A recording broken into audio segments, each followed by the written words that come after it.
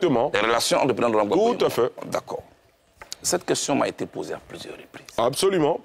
Tout à l'heure, on parlait des questions électorales, on parlait des crises en Côte d'Ivoire, on parlait des problèmes qui concernent les Ivoiriens. Là où me ramener maintenant sur un problème de personnes. Moi, je suis gêné, mais je vais couper court à ça aujourd'hui. C'est moi qui ai dit que le président Laurent Gbagbo est mon père. Et là, les Ivoiriens nous écoutent, et tous. Moi, beaucoup de murmures me sont parvenus aux oreilles, me disant, de manière répétitive, que le président Gbagbo n'est pas content de moi. Sur ce plateau, sans même chercher à savoir ce que j'ai fait, moi, je lui demande pardon. Un enfant ne cherche pas à avoir raison de son père. Je ne cherche même pas à savoir ce que j'ai fait. Quelqu'un avec qui j'ai fait la prison. J'ai traversé toutes ces difficultés.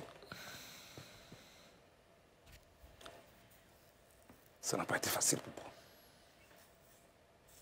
Je lui demande pardon. Je ne veux pas rentrer en conflit avec lui. Je ne veux pas. Je suis africain, je respecte l'aîné. Je ne veux pas. Je suis gêné, je lui demande pardon. Ceux qui peuvent aussi m'aider à lui demander pardon, qu'ils le fassent. Est-ce que, comme beaucoup le subodorent, le problème, c'est pas vous deux en tant qu'individu, le problème c'est l'entourage. Est-ce que c'est le sentiment que vous avez? Je ne veux même plus discuter de tout cela. Moi, je ne connais pas l'entourage. Je connais une seule personne, c'est Gbagbo Laurent. C'est avec lui que j'ai fait mon parcours. Quand j'étais en prison, je n'étais pas en prison avec un entourage. Quand la CPI me cherchait au Ghana, la CPI ne cherchait pas un entourage. La CPI cherchait Charles Blé Goudé. Quand l'ONU a condamné ici, m'empêcher de voyager, l'ONU n'a pas condamné un entourage. L'ONU a condamné Charles Blé Goudé. J'étais empêché de voyager. J'étais au Ghana. J'étais en clandestinité. Mais c'était pour qui? C'est pour le président Gbagbo. Je ne peux pas faire tout ça et rentrer en conflit avec lui. M. Delassouba, je lui demande pardon si je l'ai choqué.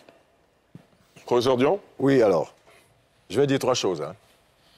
Je vais tâcher de ne pas être très long. Et je vais continuer sans le couper la parole. Oui, allez-y. Je ne peux pas prétendre aller chercher la paix auprès des Ivoiriens et moi-même être en conflit avec celui que j'ai appelé mon père. Ce n'est pas logique, ce n'est pas cohérent. Moi, je veux être cohérent avec moi-même. Je ne veux pas prétendre aller balayer tout le village quand mon propre cou est sale. Je demande pardon au président Gbagbo. Sans même savoir chercher qu'est-ce que j'ai fait.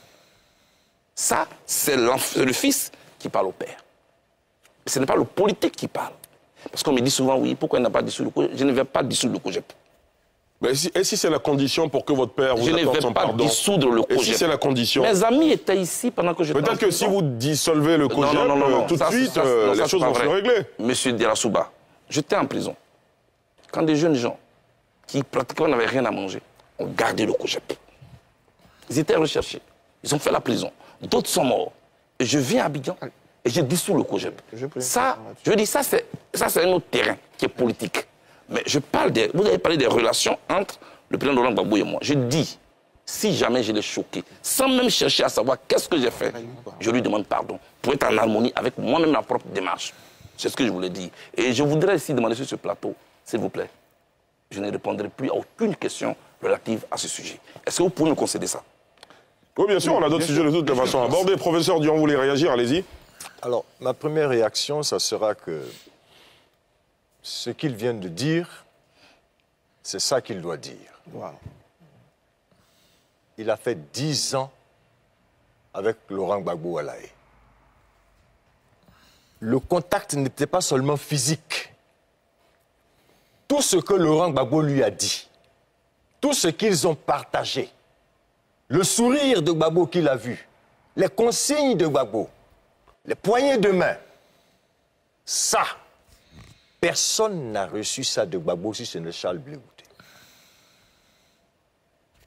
La grande bénédiction que lui reçoit de Gbagbo, c'est le fait d'être resté avec Gbagbo pendant 10 ans. Et je pense que tous ceux qui vont être avec Gbagbo, jusqu'à ce que Gbagbo finisse la politique, ils n'auront pas cette grâce et cette bénédiction.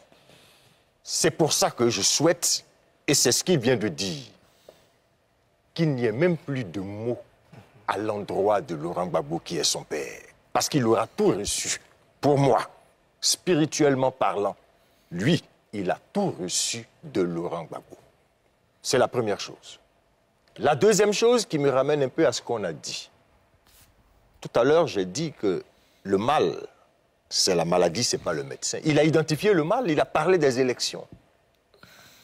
Que les gens sachent que ceux qui ont fondé la démocratie sont partis du principe que le pouvoir est dangereux.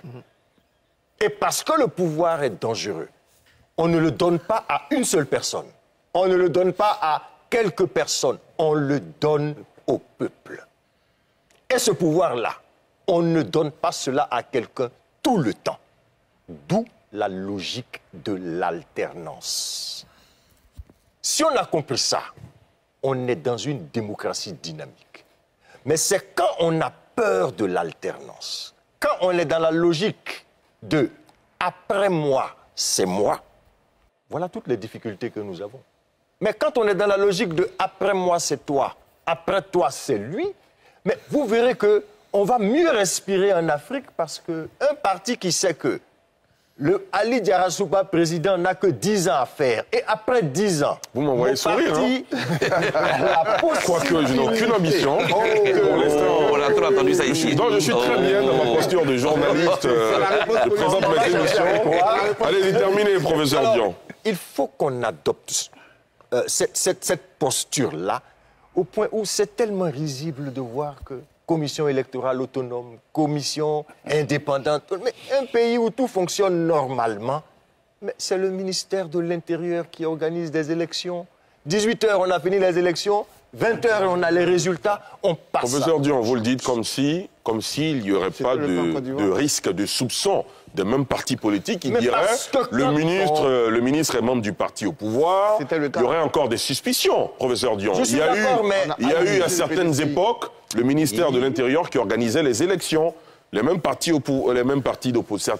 Mais il s'agissait de consolider. Et quand on s'inscrit dans une tradition, c'est-à-dire que si on avait continué dans cette logique, on avait consolidé. Mais pourquoi on n'a pas continué? Parce qu'il y a eu des objections. Mais parce que aussi, je reviens à la question de l'alternance. Parce que aussi, il y a la volonté de perdurer. Je termine sur la troisième chose. Allez-y. Sur la parole politique. Tout ce qu'on a entendu aujourd'hui, c'est une sorte de parole politique que moi j'encourage. C'est-à-dire qu'il faut savoir parler à ceux à qui on veut dire ou on veut demander des choses essentielles. C'est ce qu'il est en train de faire.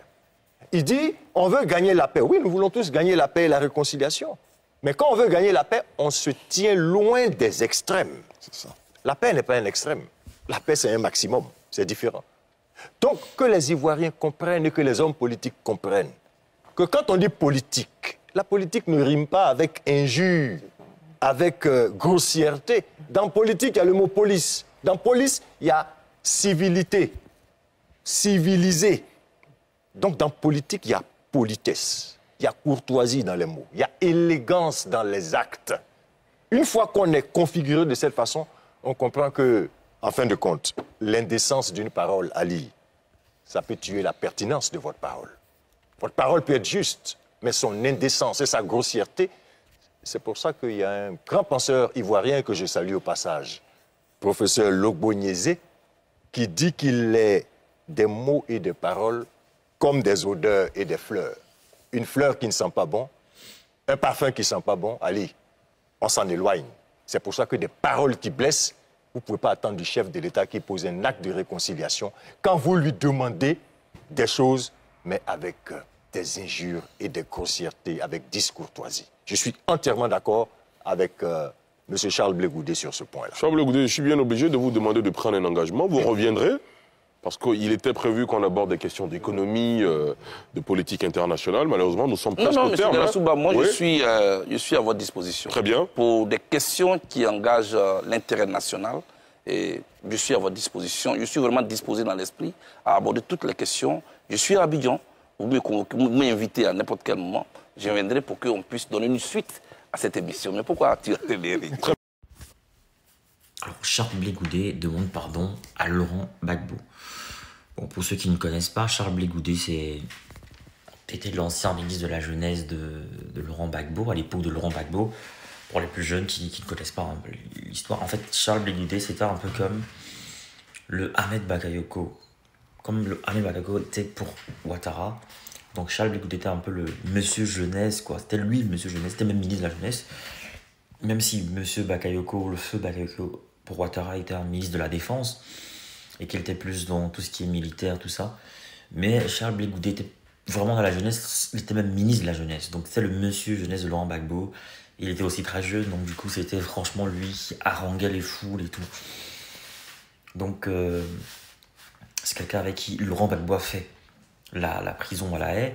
Du coup, beaucoup de rumeurs disent qu'il y a des frictions entre les deux actuellement. Ce qui fait que Charles Blé Goudé donc, se retrouve obligé de demander pardon sur un plateau télé. Donc il demande pardon à son père spirituel Laurent Gbagbo. Est-ce qu'il y aurait vraiment des réelles frictions? Ça, bon, on ne sait pas, mais certainement en interne, ça se sait. Mais nous, à distance, on ne peut que spéculer, imaginer, faire de l'analyse politique et tout. Donc c'est pour ça que Charles Blé Goudé, pour essayer d'éteindre un peu ces rumeurs-là, demande pardon à Laurent Gbagbo à quelques mois seulement des élections en Côte d'Ivoire. Donc, alors, que pensez-vous de ce pardon de Charles Blé Goudé? Est-ce que c'est un pardon sincère? Est-ce que c'est juste pour des raisons électoralistes? Est-ce que vous pensez qu'il y a un mal profond, qu'il y a un malaise entre les deux? Dites-moi ce que vous pensez en commentaire. En tout cas, la politique ivoirienne m'intéresse de plus en plus parce que les élections approchent. Et il faut vraiment s'intéresser, il faut que les jeunes s'intéressent à la politique. Donc du coup, je vous ferai plein de vidéos politiques pour essayer d'analyser, de comprendre les enjeux, la géopolitique et tout. Vous voulez créer du contenu qui captive, qui informe. Vous voulez partager votre expérience, votre expertise avec le monde. Vous voulez gagner de l'argent avec ce que vous aimez. Alors, ma formation, elle est pour vous. Cette formation, elle est taillée sur mesure pour vous. Dans cette formation, vous allez apprendre à vous lancer dans la création de contenu, à choisir le bon format, le bon support.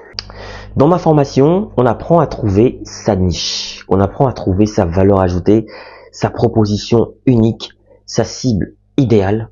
On apprend plein de choses dans cette formation. Dans ma formation, on apprend à trouver son rythme, on apprend à planifier son contenu, à optimiser son temps tout en restant motivé. C'est une formation accessible à tous, que vous soyez expérimenté, débutant, voilà, que vous vouliez créer du contenu audio, vidéo, écrit ou multimédia. Cette formation, elle est pour vous. Vous devez absolument l'apprendre. Alors cette formation est flexible, vous pouvez la suivre à votre rythme, selon vos disponibilités, vos besoins, vos envies, et elle ne coûte pas cher. 150 € pour tous les résidents en Occident et 75 000 francs pour tous ceux qui résident en Afrique. 75 000 francs CFA seulement. Alors qu'est-ce que tu attends? Souscris rapidement à cette formation parce que les places sont limitées à 50 places maximum et il y aura des formations chaque mois. Chaque formation dure 2 semaines minimum et 1 mois pour ceux qui ont du mal. Il y aura 2 semaines en plus de rémédiation pour essayer d'aider les autres. Alors appelle ce numéro rapidement et surtout écris à cet email pour souscrire à cette formation. Voilà, le numéro je rappelle 0467 81 59 18 précédé du plus 32. Donc je reprends plus 32 0467 ou alors plus 32 467 81 59 18 disponible bien sûr par appel et sur WhatsApp ou alors écrivez-moi tout simplement par mail pour souscrire à votre formation. Donc je vous attends nombreux et les places sont très limitées. Donc à très bientôt.